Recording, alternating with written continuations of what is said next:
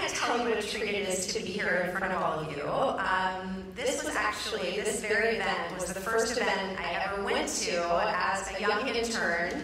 At the time for Kristen Ralph-Finkbeiner, you're one of your board alum, and I think your first ever field director. So I was sitting in the way back here, gosh, more than 10 years ago. And being here now makes me reflect on just how much Washington State is a place where young women leaders have really found a seat at the table in changing government in the state. If you look at the people who are on the stage today, there's so many women. If you look at the leadership of WCV, the women in the state are remarkable. And I think everybody benefits when women have the opportunity to lead.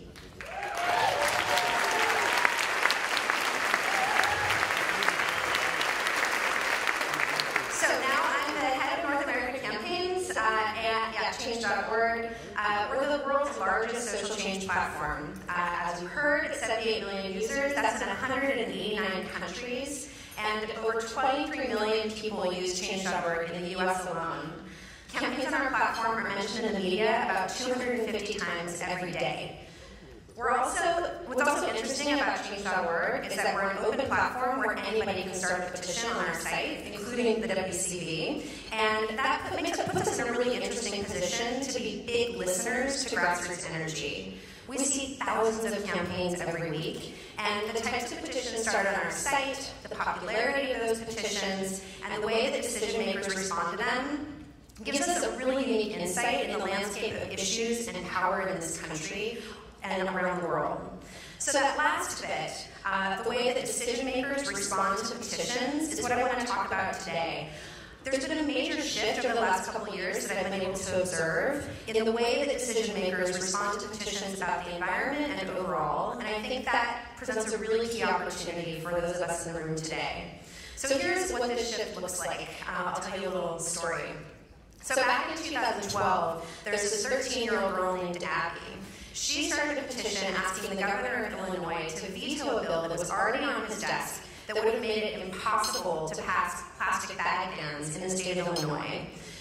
She campaigned for months. She got 174,000 petition signatures, did intensive media outreach, delivered those petitions right to his doorstep, and one night she got a call from the governor.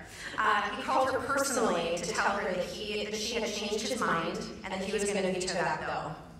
So move forward to 2013, a year later. A class of 5th graders challenged Crayola to set up a recycling program for their plastic markers. Their petition got 93,000 signatures, and they did these adorable viral videos where they explained, as only a 5th grader can, how horrible markers are plastics for the environment. So with just those basic on-the-ground tactics and about half the number of signatures that Abby had needed the year before, Crayola, they won their campaign, and Crayola launched the Color Cycle program in schools around the country. So let's go to this year. Last week, we had a petition on our site asking Sonic Fast Food to stop using styrofoam cups. With only 200 signatures, the company responded to that petition saying they were going to start taking steps to remove styrofoam from their restaurants. You know an issue has power when the people in power are clamoring to address it preemptively. We see it taking less time, fewer signatures, less media coverage to produce these important grassroots victories. And these campaigns win because decision makers know what's coming if they don't act fast. They do.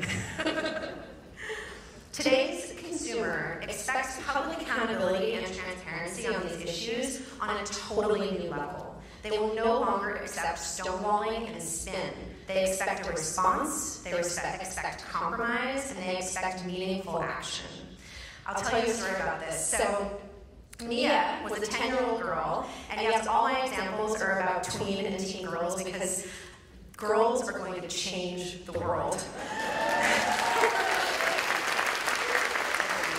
So Mia was 10, and she started a campaign asking Jamba Juice, the juice company, to stop using styrofoam cups. This was a couple years ago, and I think this is why Sonic was quaking in their boots. So she started the petition, got 134,000 signatures, And then she ended up getting a meeting with Sonic. She and her mom were able to get on the phone, and what they thought was going to be just a sort of trying to get her to stop her petition turned into a real negotiation to solve this problem. So in these negotiations, the company said something like that they would commit to begin phase 1 of the phase out in the next quarter with reduction in the following 2 quarters. And we just sort of paused. And she was like, okay, so I get that you're going to start, but when will the styrofoam be gone? Like, gone.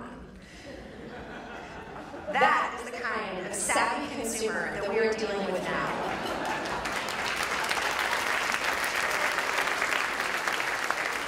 So companies know this now, and legislators are learning it fast, because those informed consumers, because Mia will be a voter in the next elections. So the strategy that WCV is pioneering in Washington State is really exciting to me, because you're connecting this newly empowered, invigorated grassroots base to an electoral strategy that hits every level of government. You've helped elect an environmental governor, you've helped put pro-environment council members in Whatcom County, and now you're making environment one of the key issues in this important Senate race. If there's anything that thousands of campaigns can teach you, it's that great strategy is rare, and even more rare is the long-term commitment that produces real systemic change. The final thought I'd like to leave you with is another observation based on the thousands of campaigns that I see fought and won on the Change.org platform. Optimism is smart. So I know you all probably had this moment where you're hanging out in the bar with your politically minded friends, and there's this guy who's always there, and everyone thinks he's really smart and really strategic, but he says stuff like, this legislation will never pass, or this issue is just too complex for voters to understand. And I know you in climate change have heard that. I'm here to tell you that that guy at the bar is an idiot. In the past year alone, I've seen a 15-year-old girl take on a major corporation and win. I've seen a 31-year-old woman with Down syndrome introduce what is now the most highly co-sponsored bill in Congress. I've seen middle school students demand that science, not politics, dictate the content of their textbooks. I've seen moms seek and win justice for their children, and I've seen institutions publicly and transparently change their practices because of the public outcry they faced.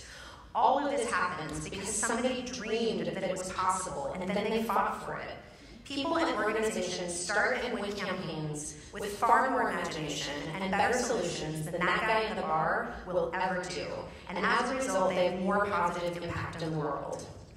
So, my imaginative and optimistic friends, let's win.